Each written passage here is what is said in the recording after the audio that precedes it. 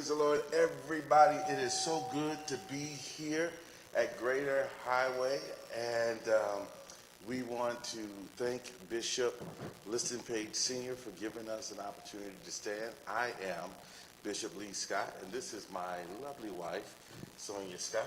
Hello, everyone. It's good to be with you. Listen, we are talking about family this morning, and before we get started, one of the things I want to say that anytime during this particular class it gets past my credentials, I am so glad that I have Overseer Jerome Parkinson with me, who is licensed counselor that could take it on from there. I want to say by no means do my credentials allow me to give really physical and licensed counseling, but we can give spiritual guidance and instruction in terms of how God sees family. And our topic is Help, I Need My Family. And I see that we have different age groups, different people that are with us this morning, which means you could be starting a family, you may not be in a family, you could be a grandparent. And so when we begin to talk and begin to give specifically keys and tools, I want you to transpose that to the phase of life that you're in, because it's not going to be the same for every person. It's not going to be. So I need you to translate that. And Sonya, I'm gonna give you a moment to introduce yourself. But for all those who are on our online sanctuary, it is so good to have you. One of the things that I love to do is in our online sanctuary, ask if you have any questions. Ask me as we go. And I see a few people that are online with us. Just talk to us as we go. When you come on, let us know that you're there. Let us know where you are watching from, because we want everyone to be a part of this experience this morning. So I am Bishop Lee Scott, as I first said. I'm from St. Louis, Missouri. I'm part of the Highway family through Dad Page, and we are so grateful for this time to stand before you.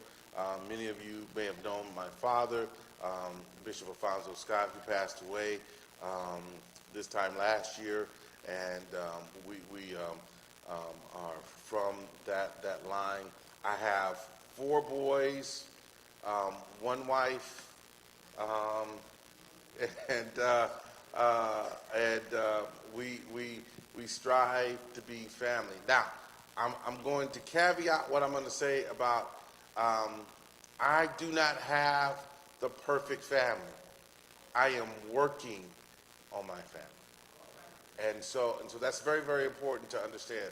I don't have it important, so I don't stand up before you as to pretend that I know it all in this, because family is so dynamic, and we have to learn daily of how to make this thing work. It's one of the hardest occupations to maintain, family.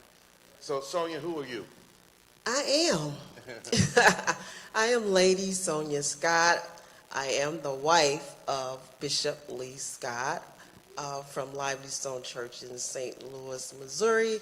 And as he has already said, we have 4 boys, and we talked about family, and family is not perfect. And some of the things that happens with family, sometimes you have a biological family, you may have a adopted family, you may have a foster family. Families are all different. And so, but family is family.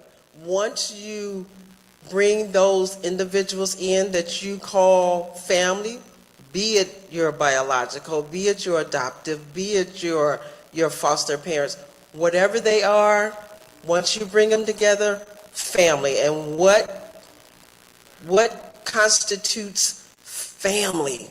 And that's what it's all about. What constitutes family? And we do the things that we need to do to keep that family together. Not perfect, but keep them together and strive towards the perfection. I do a thing every Mother's Day. My husband has me to talk to the mothers, and one Mother's Day I talked about mothers. We're not perfect, but we want to be good mothers. Push the perfect out of the way, because you may never reach perfection, but just be as good a mother as you can. And so I say that even with mothers, the same with fathers, be a good father. You may not be a perfect one, but be a good father. And families, we may not be perfect, but let's be as good as we can. And with that, I'm going to give it back to Bishop Scott, and we're going to go on talking about this family. And Lady Scott, you said something that's very key, because one of the things that we do is we have a process that we bring people into our family, and we call them family. My father I only have one other brother, so it was a very small group with my father. So it was only four of us. So my dad had a thing of extending his family. And we bring people into our family. And once we bring them into our family, here's the thing. Once you classify them as family, they're family. And now, here's the deal. Once they become family, everybody now is held accountable to the standard of family. Right? So we say, help, I need my family. So what we want to talk about this morning is just give you just some few things in order to gain your family, some things that you need to establish in order for this family to actually function as a family. Now, I say this, and I'm going to give you a caveat. Sometimes we may have to go back and rebuild some things, work on some things, reestablish some things in order for us to reconstitute our family. It's not just work for you, but it's going to be work for everybody that's going to be a part of this family. And we had an experience, and one of the first things that we do in our family is establish foundation. And foundation. Let's go Psalm 127. And we've heard this text before, 127 verse 1, unless the Lord builds a house, its builders labor in vain. Unless the Lord watches over the city, the watchman stands in guard in vain. In vain you raise early and stand up late, toiling for food to eat, for he grants sleep to those he loves. Sons are a heritage from the Lord. Children are a reward from him. And so foundation, except the Lord builds the house is always built on a what? Foundation. So everybody needs to write that down. You have to have a foundation. We had a particular experience in our life, and I want to talk about a couple of things that brings foundation, but we had a particular experience in our life a few years ago. We decided to extend our family by one son. So I have 3 biological sons and 1 adopted son. And so we wanted to bring him in. He comes in to us at a late age, about 17, right? So I take on a son at 17. Now understand the challenges with that, all right? His personality is established. Things are already established, habits and whatever. And so now, in order for him to come into my family, there's some things that has to be broken down and built back up. So one of the first things we did was set him down at the table and establish the foundation. That's the number one thing. So you talk about that just that moment, because even though I'm the head of my house, my wife is the keeper of my house. I want you to understand. So in order for him to exist in my house, he's going to have to succumb to the keeper of the house. And so it was interesting, because when we were at the table, I didn't do the talking. My wife did the talking. So let's talk about that moment, Sonya. And so the moment kind of went like this. We're sitting at the table, and one of the first things I said to the young man was, we live a certain way. In this house, we live a certain way. And if you cannot live that way, this may not be the house for you. This may not be the one for you. And this is my house, and because you're coming in it, don't change what goes on in this house. I will not change my rules. I will not change how I live because you're coming into my house. You have to do the adapting into this home. If this is the family that you're going to live with, that you want, then you have to do the adapting. And so we had the conversation, and he was kind of wide-eyed, and it's like, are you willing to live the way we live? Certain things go on in this house that may not have gone on wherever you were before. And those things that were over there may not be here, vice versa, whatever, but the way we live in this house is how you're going to have to adapt to live. And so we went through the whole conversation, and he was like, he was willing. I'm willing to do it. I'm willing to do it. And so I'm like, okay, as long as you're willing to do it, as long as you know there's a certain way you live in this house, then we're good. Now, one of the things that you said to him, which I thought was two things that you said to him in that conversation about things that we do in this house. One of the first things you said is, we go to church. Yes. We go to church. Now, talk about, again, we're talking about setting the foundation, right? Talking about setting the foundation. Talk about why you put that first. Because that is what's first in our life. That's what's first in our family. And he's coming from a background where he knew nothing about church, never had gone to church, didn't know anything about God, nothing. I mean, totally nothing. And so you need to know that that's the first and foremost thing we put in our lives, and we go to church. So get ready to go to church.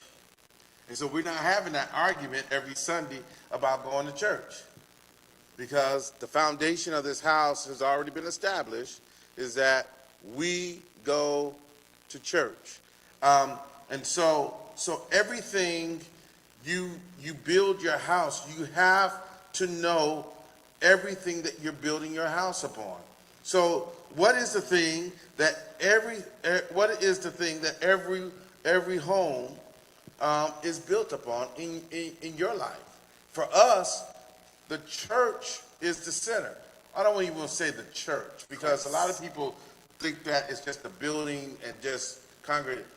God is the center of everything we do. Yes. Right? So everything we do is governed by God.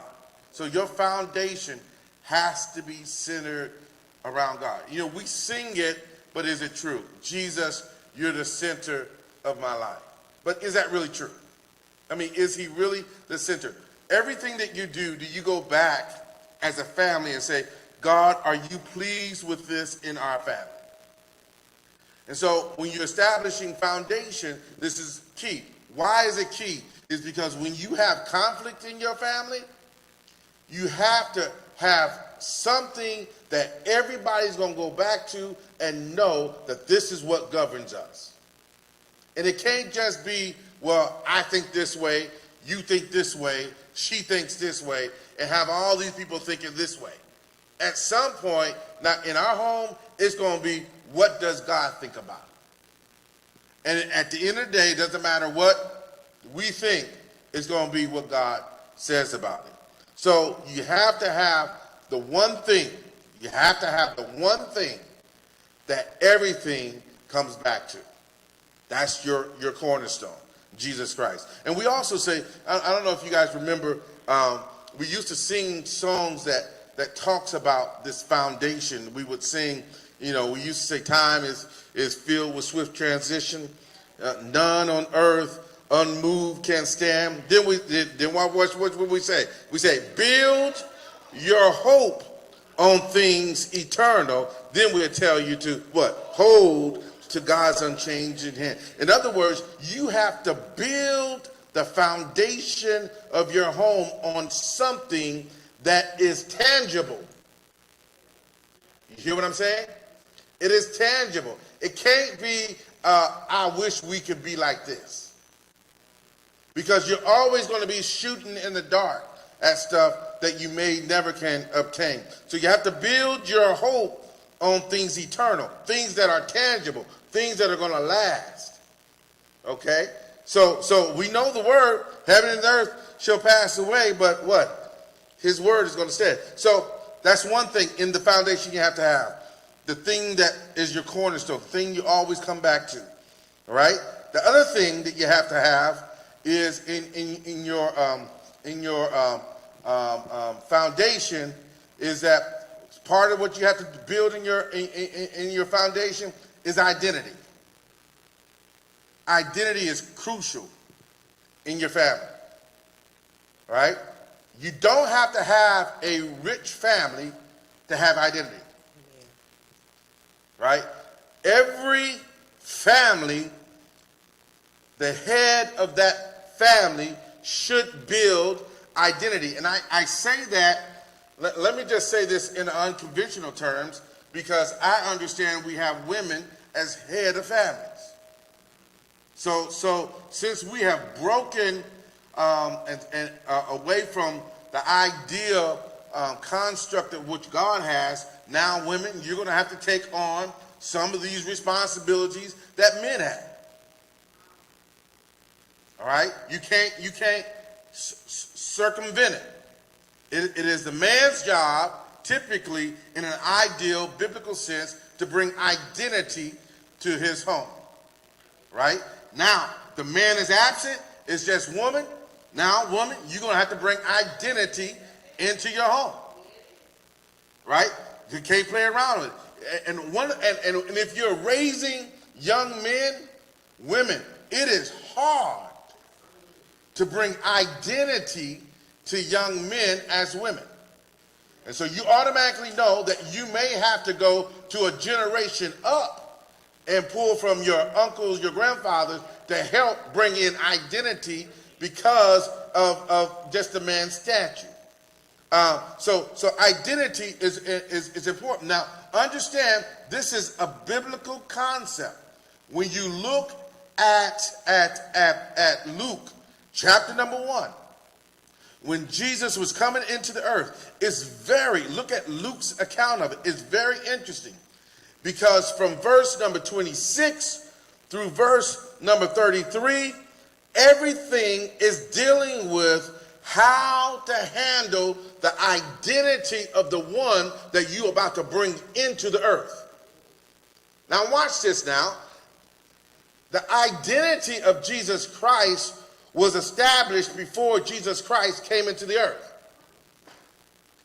Okay, do I have to go back to Isaiah? I don't have time, I only got an hour on this thing, but Isaiah told us that there was going to be a child born. The identity of it. And then he goes on and says, and the government shall be upon his shoulder. He talks about the identity of this young man. Now watch this. Mary was not here. She's a young girl. She's a virgin. And in verse number 26 on down, you see that the angel comes to her and tells her, watch this interesting enough. And here's the thing, parents, mothers, grandfathers, understand this. Before you can talk about the identity of the children or the offsprings that comes into the earth, you got to know your own identity. Yes. Yes. Look at what he said. He says in verse number 26, he says, "Hail, thou art highly favored. The Lord is with thee. Blessed art thou amongst women." Talking to Mary.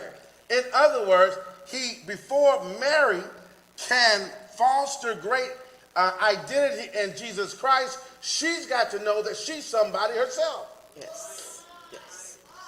I ain't got time to deal with this.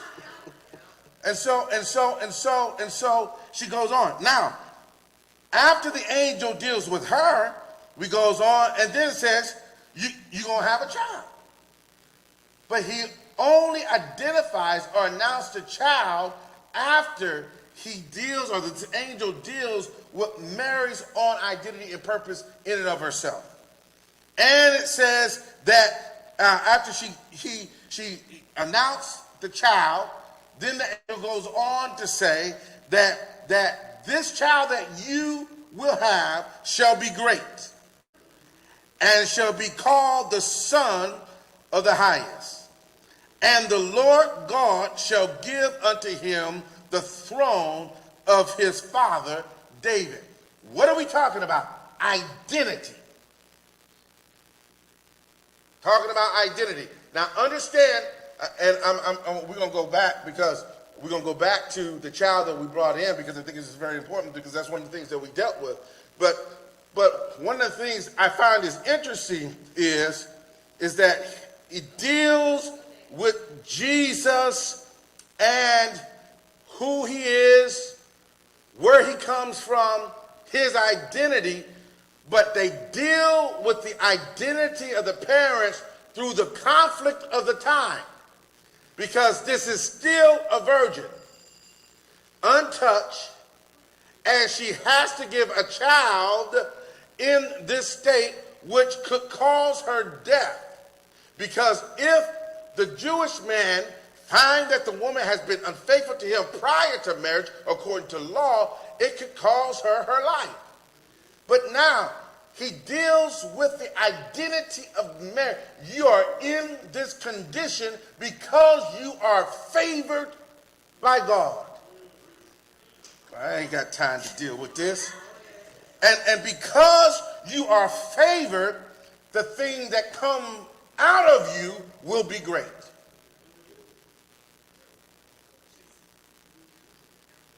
So, Lady Scott, when you talk to your son, that's one of the things you talked about. Yes. We had some unwrapping to do.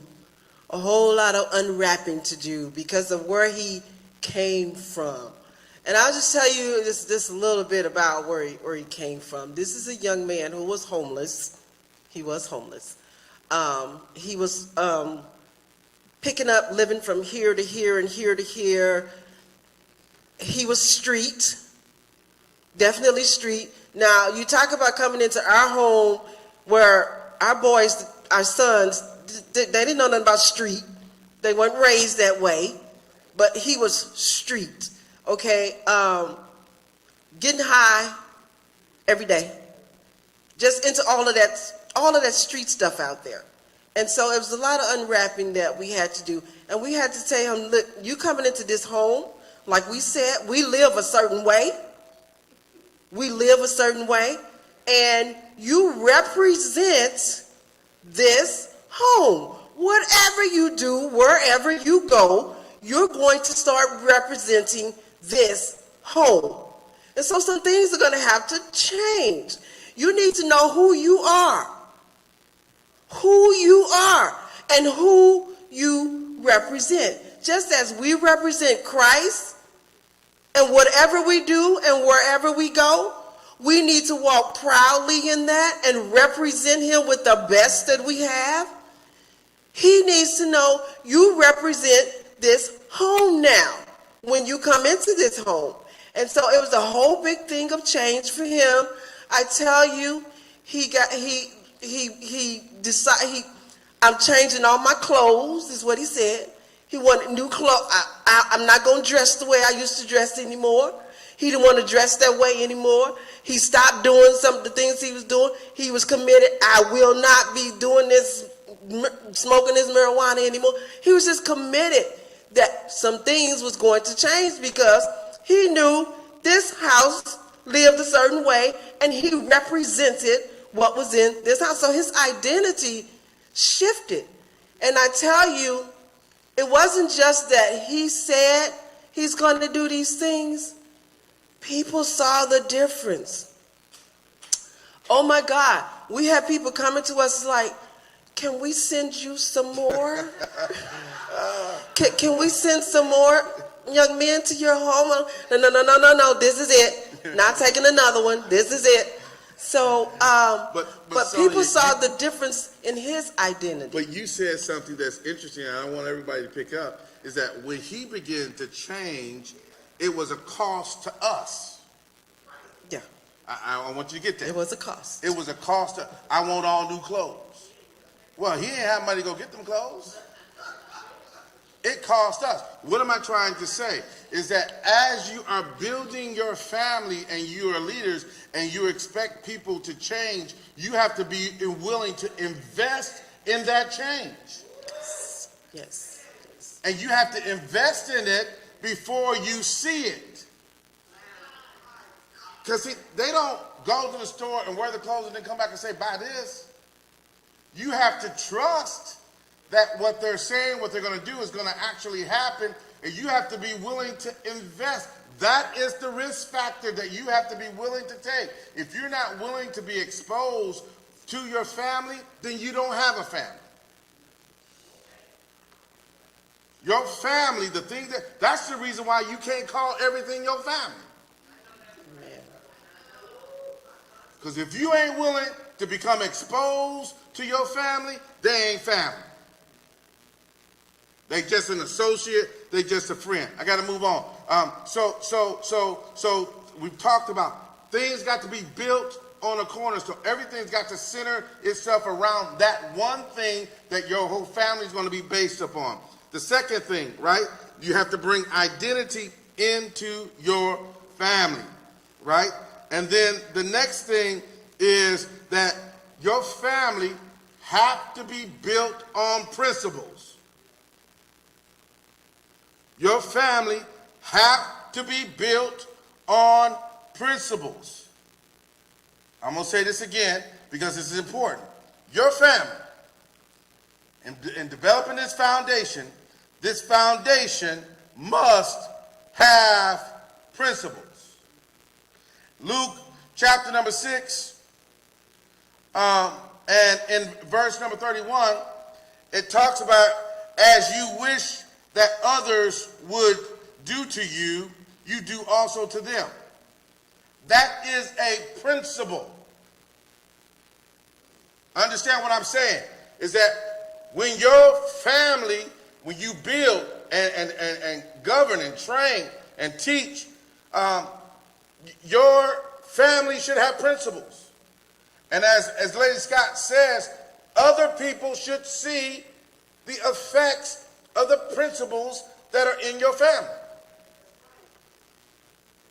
And so when we got back, my son's biological last name is Johnson. And so we kind of tandem changed his name and say it's Johnson hyphenated Scott. Because we want him to maintain the identity of the Scott family. Not only that, with the identity of the Scott family comes the principles of the Scott family. Of the principles. How you treat each other. How you serve each other. Where is God? Right? And so he had the effects of this when he went to someone and they said, well, who's your daddy? He says, his daddy is me. He calls me Papa Scott. Papa Scott, who is he? You know, he's Bishop of Livingstone. He said, that's your daddy? Oh, don't worry about it. We got you. Y'all missed that. Once a kid walks in the principles, the identity, and the foundation of who you are, the blessings that comes with what has come by your fathers now sets and rests upon you.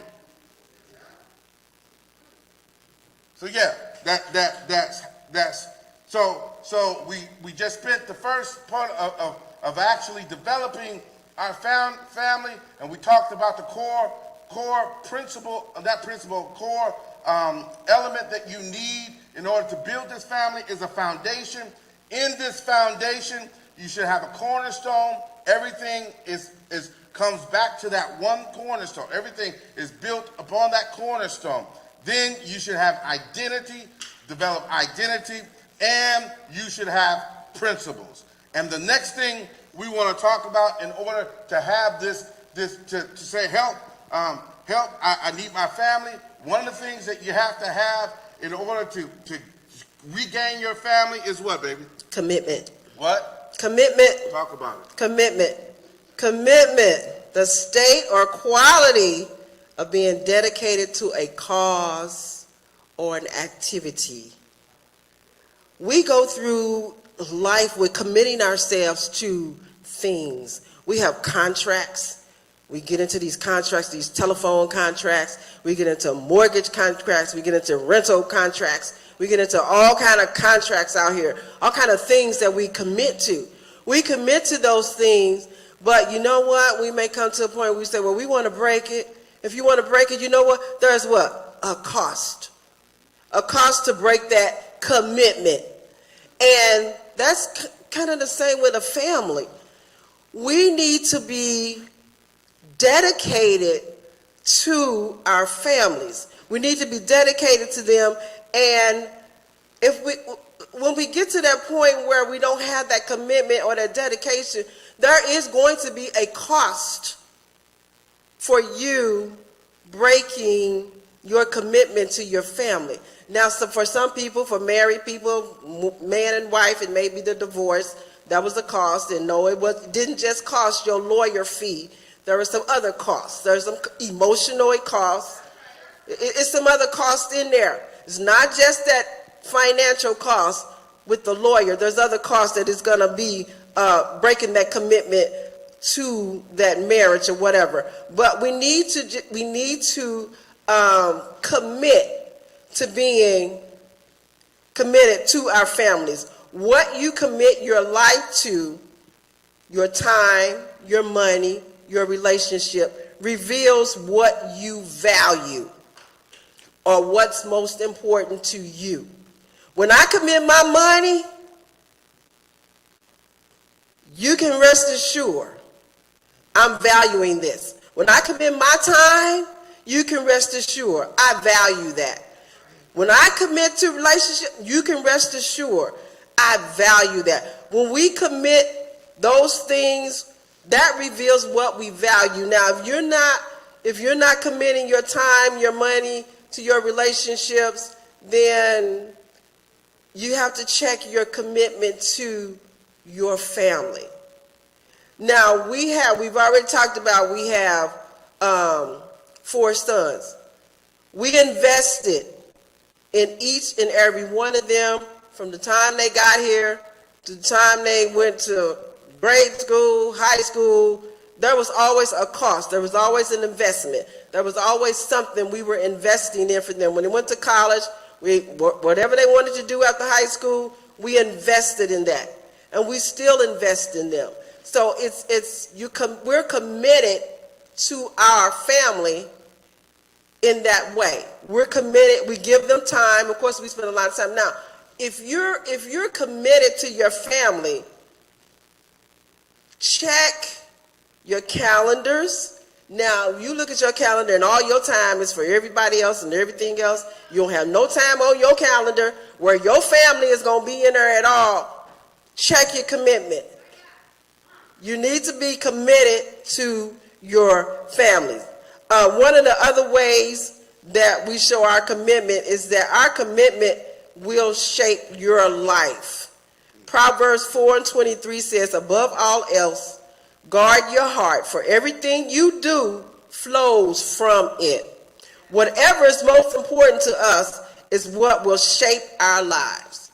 What's most important to you will shape your life. If Christ is most important to you, it's going to shape your life. If your family is important to you, it's going to shape your life.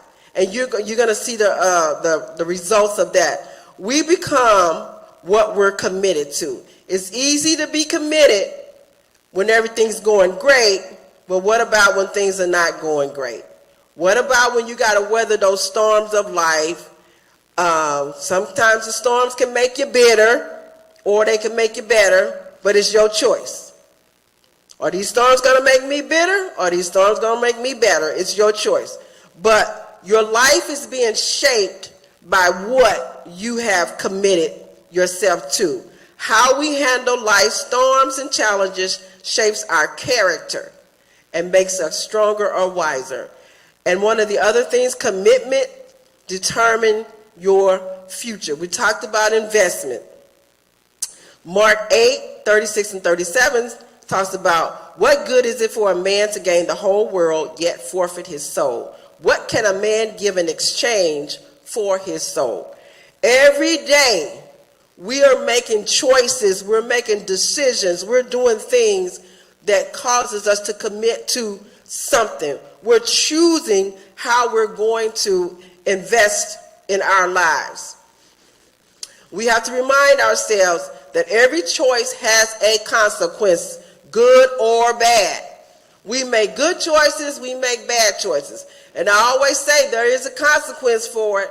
You need to be ready to deal with the consequence, because it might not be something that you wanted to deal with. But remember, it was your choice, and so it's going to be your consequence. Remember that.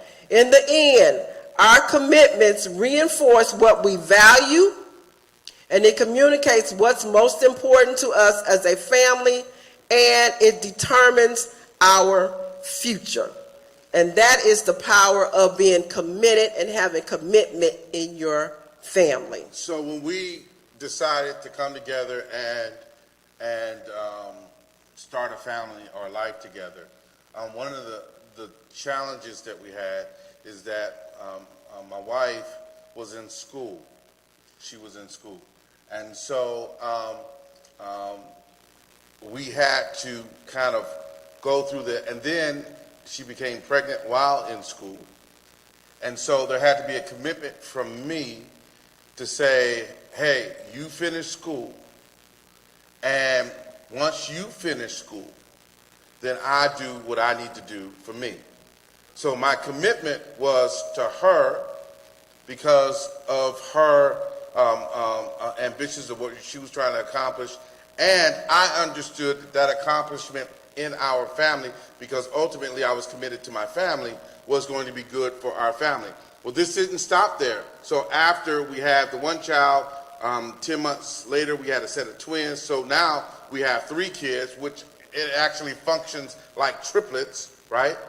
And so now, through the first few years, these kids have to be taken care of. Well, my wife has already finished school, and now her career is really launching.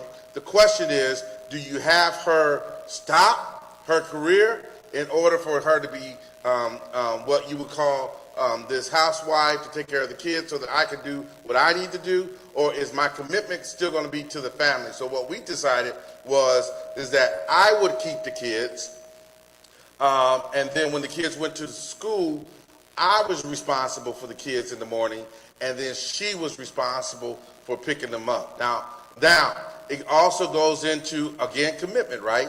Then she was committed to the educational piece of it, and then I was committed to the extracurricular things, being sports and stuff. So when they got home, she picked them up. She was responsible for taking care of making sure their homework was done, and they could not do the other piece of it until she was done with them. And so what I want you to see is that as you are committed to your family, that your commitment to your family actually helps to develop roles in your family. Okay?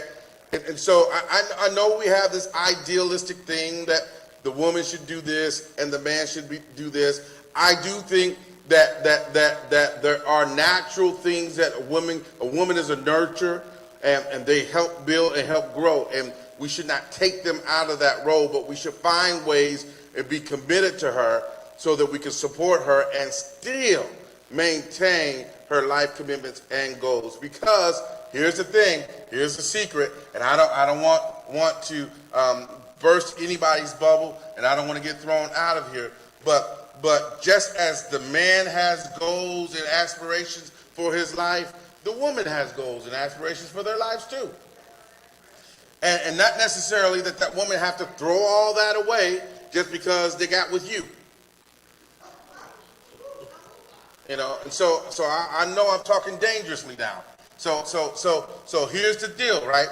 Is that once you're committed to the person, then your goal is to try to find a way for that person to be successful. You're not committed to nothing if you're not willing to aid to their success. Right? And so, part of this, and what I'm talking about, deals with our ability to communicate. And this becomes a very, very hard deal in families, is because every member of your family has a perspective in which they see life which is not yours. Perspective. As the head of the house, I have a head of the house perspective. Right? As the keeper of the house, she has a keeper of the house perspective. Now watch this. When you have children and grandchildren in your house, they have a children and grandchild perspective. And the problem that we have, we want one perspective to trump the other perspective. We want to dominate. I mean, there's one text in the New Testament where Paul talks about that the man is not to lord over his wife. In other words, his perspective should not trump the values and or perspectives that are developed in the others in their house. So one of the first things that we have, actually this was kind of my last point, but I make it my first point. One of the things we have to learn how to do in our families is listen. It becomes tough because we had a conversation today. It's because I'm trying to share my perspective, but they have their perception. I want you to hear what I'm saying. I'm trying to share my perspective as the head of the house, right? But they have their perception of how they viewing things. And the two don't always meet.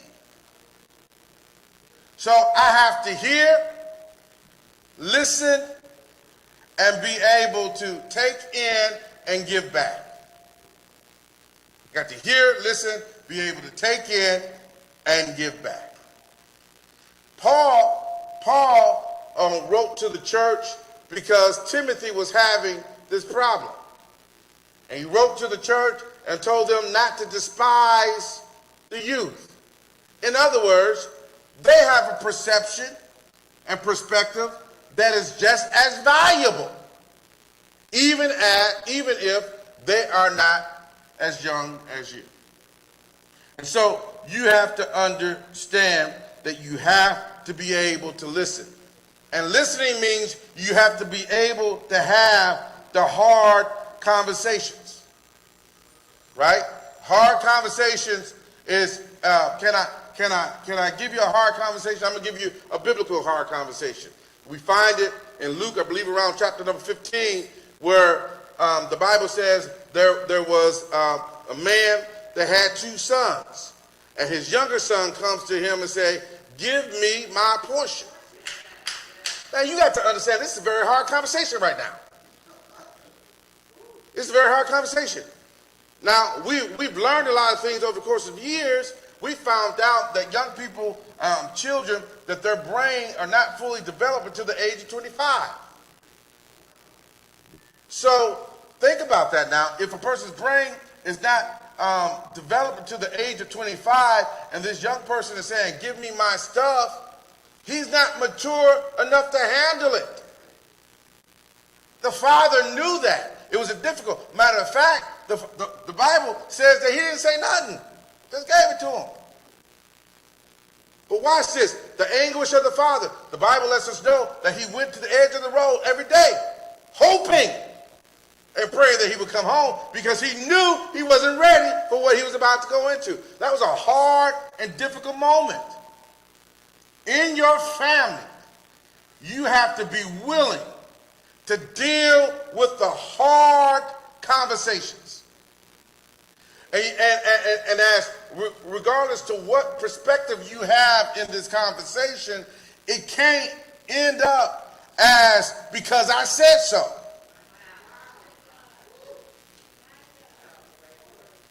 Because at the moment we throw that trump card out, the person who received that says, you didn't hear me. You're not listening to me. You're not caring for me. And I understand, and trust me, I understand. I try to keep it in my pocket as long as I can. I understand why we throw that out. But you have to understand that everybody has a perspective. And they have a perception. And if they're not fully heard and developed through that perception, then they can feel demoralized and or dismissed, which creates another whole issue in your family. So you have to be careful of throwing out because I said so. And one of the things that we now one of the things I will say, because my dad would hear my boys talk to me and he'd be shaking his head because he couldn't take it. But one of the things that we try to teach our kids is you can say anything to us. Now, that's a hard one to swallow. Because you got to be ready for them to say anything to you. Right? Because sometimes, boy, sometimes I go away and cry because they don't hurt my little feelings. Because but the way I check my child was, remember who you're talking to. Now, you can say anything you want to say, but remember who you're talking to. Because it don't stop me from being your dad. I'm still your dad. She's still your mom. You can express yourself, but respect the person you're talking to, which is a principle that goes outside of your home. Because when you want to express yourself to your boss man, right, you should be able to say what you need to say, but respect who you're talking to if you want to maintain that job.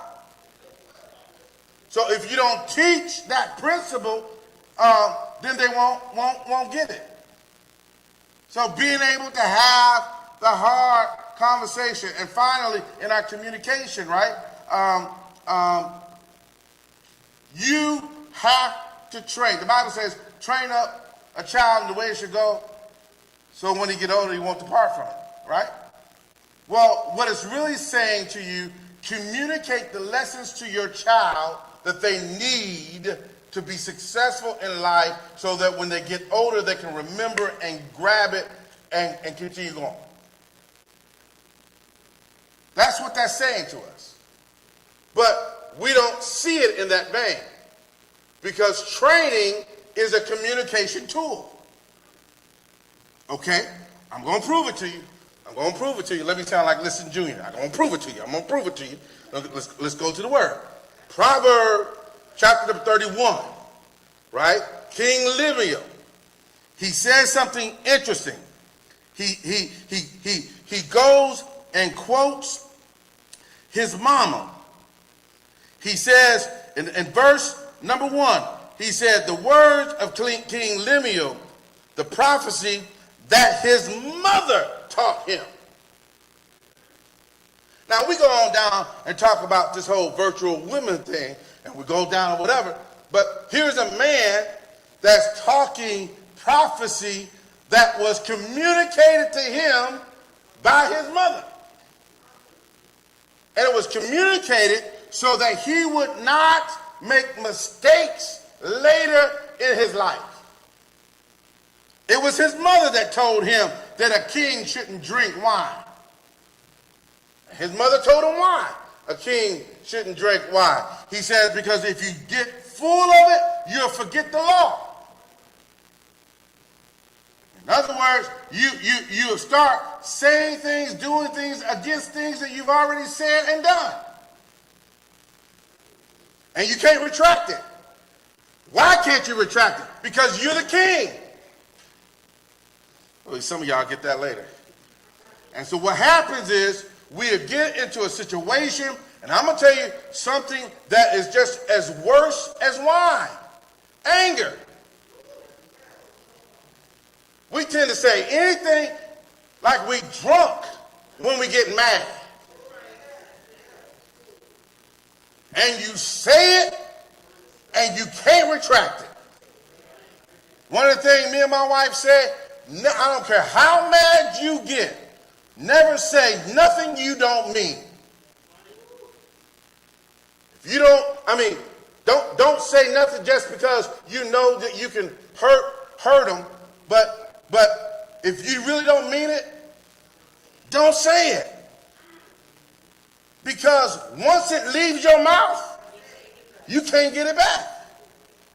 And what it does to the other person, it transforms them and conforms them into something that you may not want to deal with.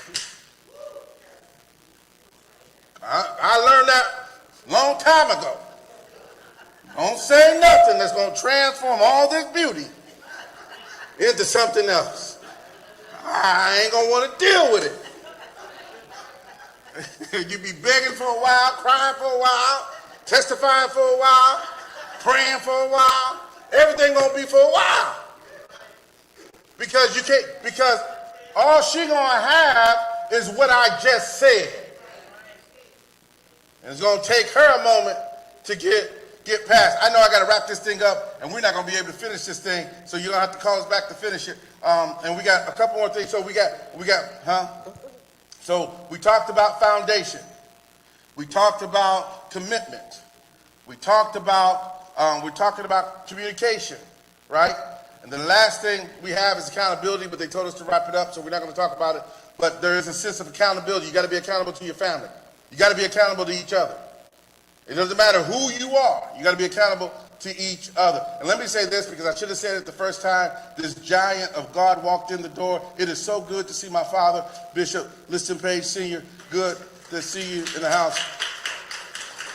But let me ask this question. I didn't see, Alfonso, I didn't see if there was any questions of us from online, because we asked you, you can ask us any questions. Now, we're going to go back to our son. Are there questions in the house?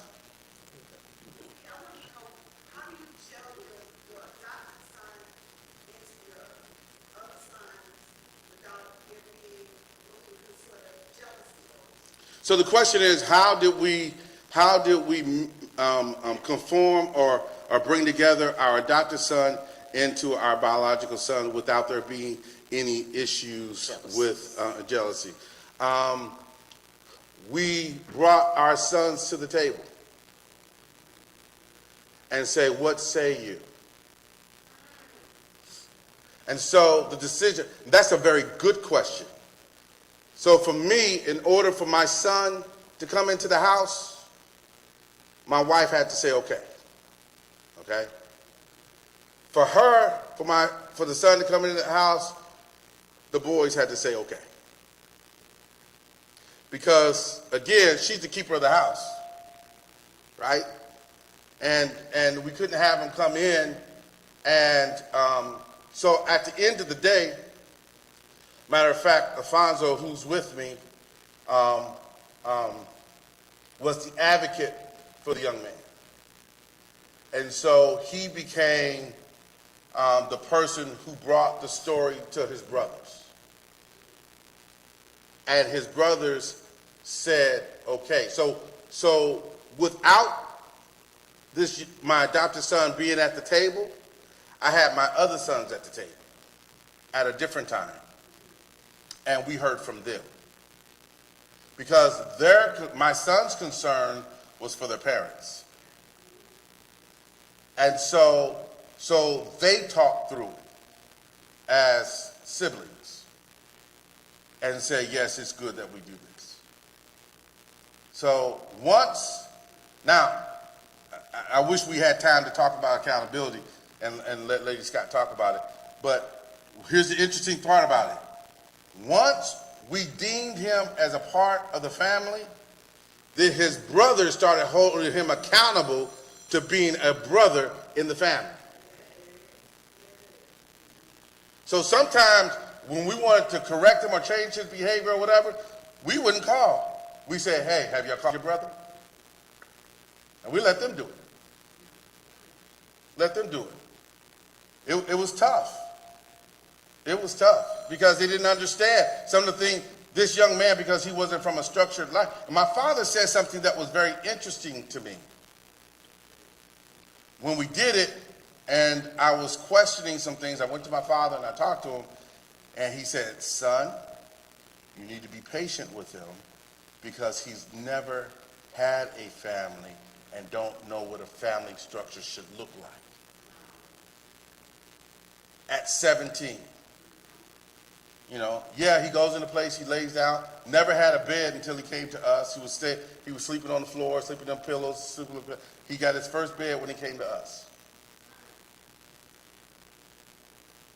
So he's made a decision because he understood the foundation that mom set in the house, right? So he made a decision because his family would not give him peace to try to find a way to be on the fence.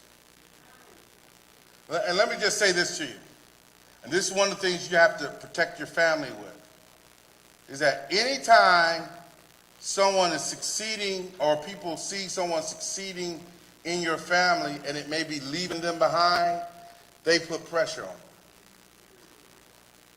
So anybody doing a foster child or adopted child and those kids are still connected some kind of way to their biological family, that family is still putting pressure on them because they really don't want this guy to be better than them. And so he found a way to just be in both worlds. So one of the ways he decided, he says, I'm going to move out the house. First thing he did. The first thing he did was move out the house. He moved out the house. Which, as a father and as a parent, we got concerned because we know he's moving away from his what? Foundation. Yeah. And so he has found a way to try to balance that and make sure that he's still a part of the family. Lady Scott, we can go. Thank you all. Are there any other questions before we end? Did you want to add anything to that? I think you pretty much wrapped it up nicely. Yes. I know you have a way of saying things that's very Yeah. nice. you ain't got anything. No, I think you said it nicely, and I think it's just they need us to wrap this up. They need us to wrap it up. So we thank you all for being attentive to this session. So we're having a hard conversation because it's my son up there telling me to wrap it up. So we're having the hard conversation right now. Y'all don't see him. He's up there. But again, thank you. Say it. Go ahead, Thank you guys for being attentive to this session on family. And we pray that we said something that can help you with your families going forward. Thank you. Thank you, Bishop Page, for giving us this time.